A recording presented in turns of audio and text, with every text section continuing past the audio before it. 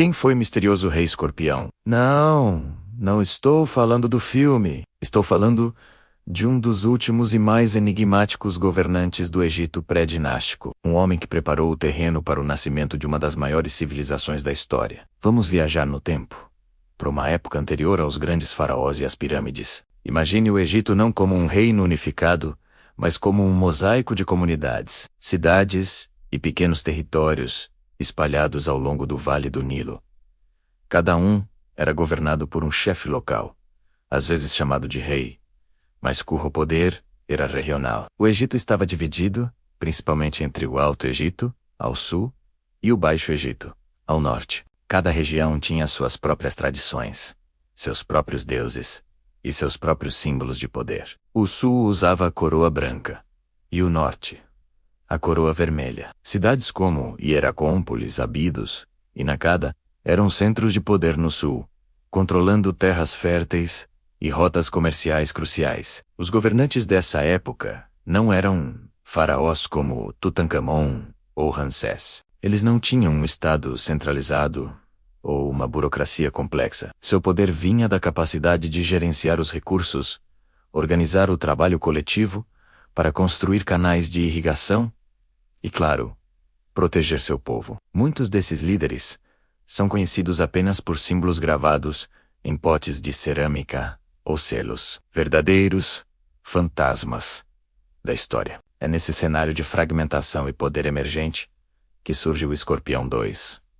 Ele foi um governante do Alto Egito, provavelmente baseado na poderosa cidade de Hieracómpolis. Curiosamente, seu nome não aparece nas listas reais posteriores, o que nos diz que ele reinou antes da consolidação da monarquia egípcia, como a conhecemos. A principal prova de sua existência é um artefato espetacular: a massa cerimonial do rei escorpião. Encontrada em Hieracómpolis, essa peça de calcário mostra um governante, identificado por um escorpião ao lado de sua cabeça, usando a coroa branca do Alto Egito. Mas o que ele está fazendo? A cena é fascinante. Ele segura uma enxada, aparentemente inaugurando um canal de irrigação ou participando de um ritual agrícola. Esse detalhe é fundamental. Ele nos mostra que o poder desses primeiros reis estava diretamente ligado à sua capacidade de controlar as águas do Nilo.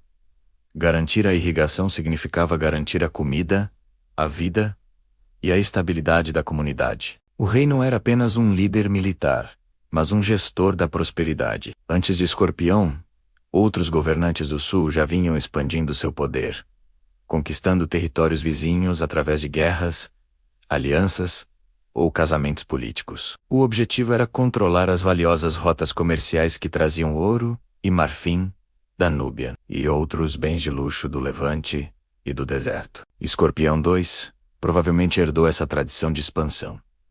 Ele não estava apenas focado em rituais. Evidências arqueológicas sugerem que ele foi um líder ativo, expandindo sua influência para o norte, em direção ao Baixo Egito. A tensão entre o sul e o norte era palpável, e o reinado de Escorpião II parece ter sido um momento decisivo nesse conflito. Ele foi um dos arquitetos da unificação, mesmo que não a tenha completado. Nessa época, a política e a religião eram inseparáveis. O governante era visto como o intermediário entre os deuses e os mortais, responsável por manter a ordem cósmica, um conceito que os egípcios mais tarde chamariam de Maat. Essa ideia de que o rei garantia o equilíbrio do universo começou a se formar exatamente nesse período pré-dinástico.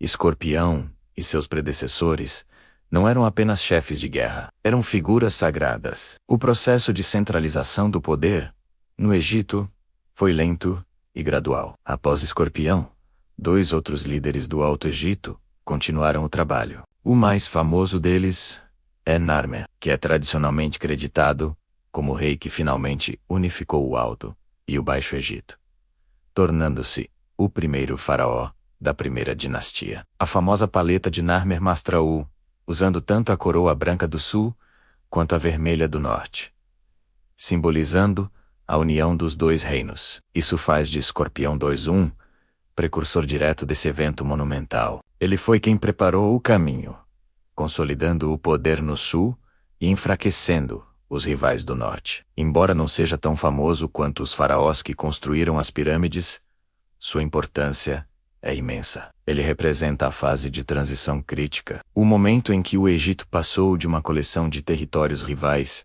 para o primeiro grande estado-naco da história. Os governantes pré-dinásticos como Escorpião não deixaram monumentos colossais ou textos detalhados sobre seus feitos. Seu legado é mais sutil, mas igualmente poderoso. Eles criaram as fundações administrativas, religiosas e ideológicas que sustentariam a civilização egípcia por mais de 3.000 anos. A história de Escorpião II não é sobre um império que surgiu da noite para o dia. É uma história de construção lenta de poder, de adaptação inteligente ao ambiente do Nilo e de consolidação da autoridade. Cada governante contribuiu um pouco para a ideia do que significava ser rei, para a definição do território egípcio e para a formação de uma identidade cultural única. Portanto, da próxima vez que você pensar no Egito Antigo, lembre-se que, antes dos grandes faraós, houve líderes, como Escorpião, 2 homens, que governaram um mundo ainda em formação, e cujo legado não está escrito em pedra, mas no próprio nascimento do Egito faraônico. Se você gostou de mergulhar nessa história fascinante e pouco conhecida, não se esqueça de deixar o seu like, se inscrever no canal e ativar o sininho para não perder nossas próximas viagens ao passado. Obrigado por assistir e até a próxima.